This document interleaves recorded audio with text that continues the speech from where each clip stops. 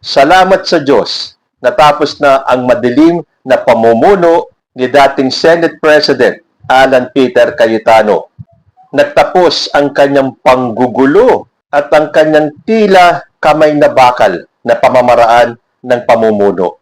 Kaninang umaga bago magsimula yung special session sa Senado, nag-concede di umano itong si Alan Peter Cayetano. Kasi para sa akin, hindi siya concede eh. Alam kasi niyang siya ay patatanggal sa pwesto. So, inunahan niya lang. Just to save face. So, kahit na anong paliwanag pa ni Cayetano, para sa akin, hindi siya nag-concede. You were ousted. Alam niyo, ako po ay naniniwala doon sa nakasulat sa Biblia na lahat ng leader ng anumang bansa, mula presidente hanggang sa barangay captain, ay itinalaga ng Diyos. So kung paano niya itinalaga si Bongbong Marcos bilang presidente natin, si Sara Duterte bilang vice president, at si Alan Peter Cayetano bilang Senate President, wala pong pagkakamali ang Diyos doon. Talaga pong itinalaga itong taong ito para mamuno sa ating bansa. Pero ang paniniwala ko, conforme na po yan doon sa taong itinilaga niya doon sa kanilang pwesto. You were given a chance to serve the people. Ipakita sa taong bayan at sa Panginoon Diyos na hindi siya nagkamali sa pagtalaga. Again, hindi po nagkamali ang Diyos. Talagang sila ang itinalaga dyan. But, meron po tayong freedom of choice. And these people chose to go the other way. Imbis na magsilbi sila ng tapat sa taong bayan, inuna po nila yung pansarili nilang kapakanan. At para sa akin, diyan po nagkamali si Alan Peter Cayetano. Binigyan siya ng pagkakataon ng Diyos, ipakita kung gaano siya kagaling bilang Senate President. Pero ano ang nangyari? Simula nung naupo siya bilang Senate President, puro gulo, puro drama, puro iyakan ang nasaksihan natin. Tapos yung pang ginawang drama, yung shooting incident, para lamang mapatakas itong si Senator Bato de la Rosa. At yung kanyang pagkapit toko, kahit na majority na ng Pilipino ay hinihingi ang kanyang resignation. So, kung ang Diyos ang nagtatalaga sa mga taong kanyang pinili para mamuno sa ating bansa, siya rin po ang mag-aalis sa mga ito. At para sa akin, ang Diyos din ang nag-alis dito kay Alan Peter Cayetano bilang Senate President. Pero hindi po mangyayari yan kung walang nanghudas. At para kay Camille Villar, ang mga hudas ng kanyang partido or ng Cayetano Black ay si Chis Escudero at si Joel Villanueva. So ito yung dalawang mas masahol pa kay Judas dahil bumaliktad at nagbalik sa katotohanan na mali yung kanilang sinalihan na grupo. Well, sa bagay, hindi naman nila alam na magkakaganyan pala si Alan Peter Cayetano, na magiging sakim sa kapangyarihan, na mag-aala diktador sa kanyang pwesto. So kahit na nagsalita si Camille Villar na kung sino man ang kakala sa grupo nila ay masahol pa kay Judas. So ngayon, masasabi kaya ni Camille Villar ng face-to-face o magpasaring man lang siya sa social media at sisihin itong dalawang Judas na to, na kung hindi nila ginawa yan, si Cayetano pa rin ang Senate President? Pero nakita nyo naman, itong asta ni Alan Peter Cayetano, hindi siya makamove on. Tanggap daw niya na nagkaroon ng change of leadership.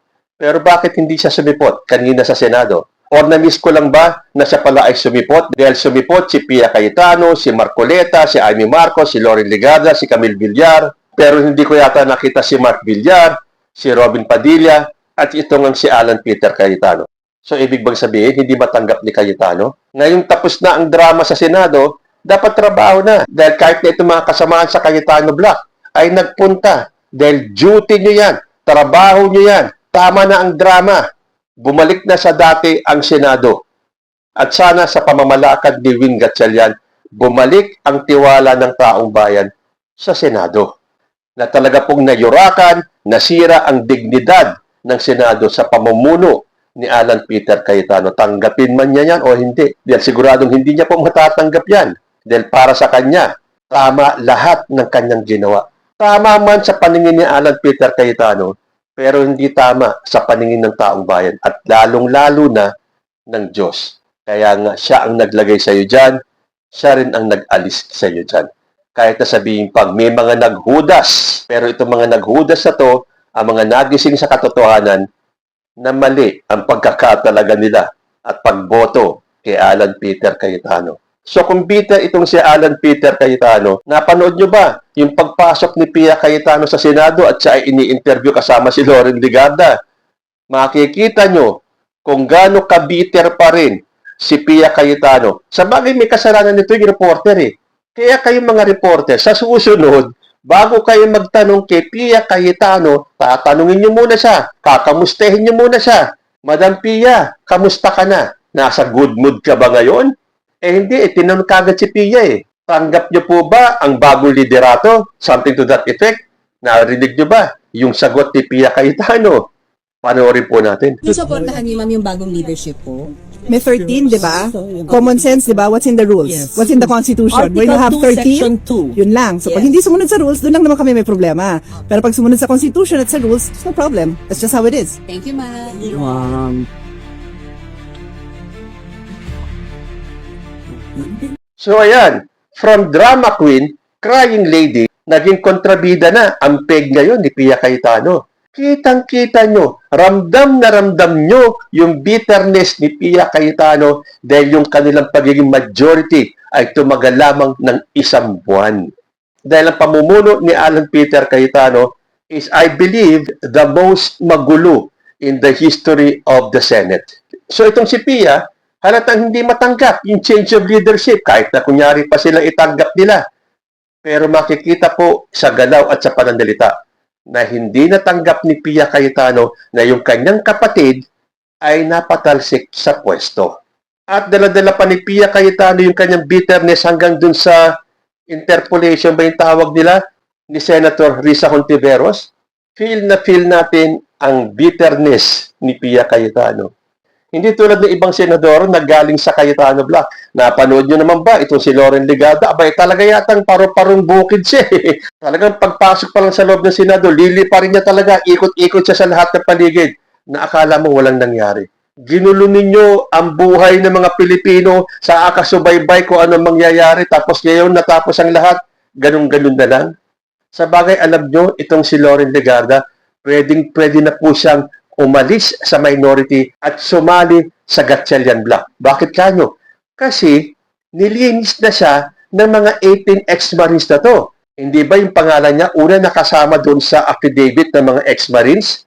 Yun yung time na hindi pa siya kasama doon sa grupo ng Duterte Block. Eh nung sumanib siya sa Cayetano Block, gumawa ng paraan itong si Atty. Baligod na baguhin yung script at sabihin na nagkamali lang daw yung mga ex-Marines sa pagdawit sa pangalan ni Loren Legarda.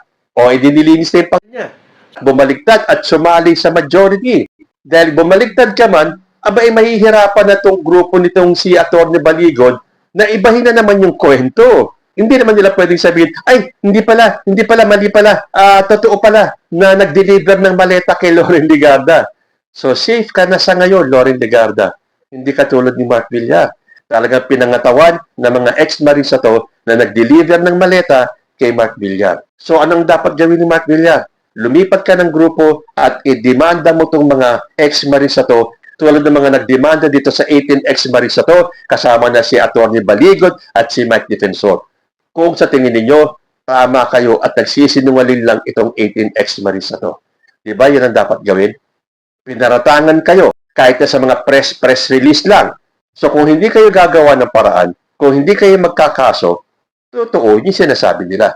So this is the time. Dumagdag ka na dun sa bilang ng mga nagdemanda sa 18 ex-Marines na to para magkaalaman kung sino talaga ang nagsasabi ng totoo.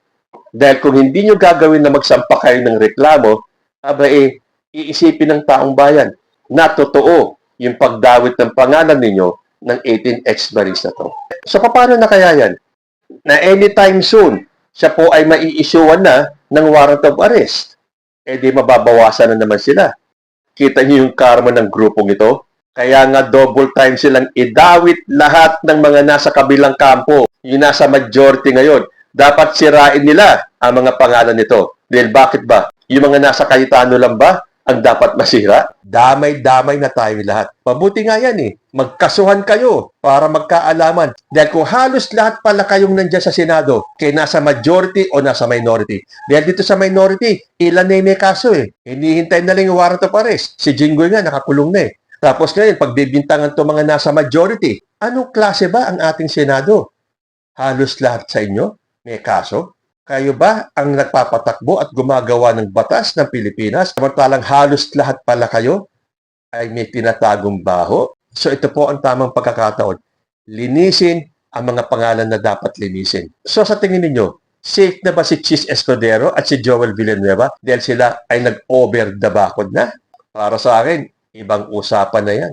Kung talagang may sala itong si Chis Escudero at si Joel Villanueva na sila ay lumipat na ng kampo, dapat patunayan pa rin nila na mali yung mga akusasyon laban sa kanila. At kay ex-Senate President Alan Peter Cayetano, ay teka muna, kay Kuya Alan, dahil yun na ang gusto niyang itawag doon sa kanya, Kuya Alan. Sinayang mo yung pagkakataon na ibinigay sa iyo ng Diyos na maglingkod sa taong bayan. Dahil obviously, ang iyong paglilingkod ay para sa mga Duterte. Double whammy ka na eh. Nangyari na yan eh. Nung House Speaker ka pa eh. Inulit mo ulit bilang Senate President. Wala na. Sirang-sira ka na. So, mabuhay sa bagong Senate President at sa bagong Senado. Natapos na ang drama, tuloy-tuloy na po ang trabaho. Kayo po, ano ang masasabi ninyo? Comment lang po down below and I will see you in my next video. Diyos ti Agnina.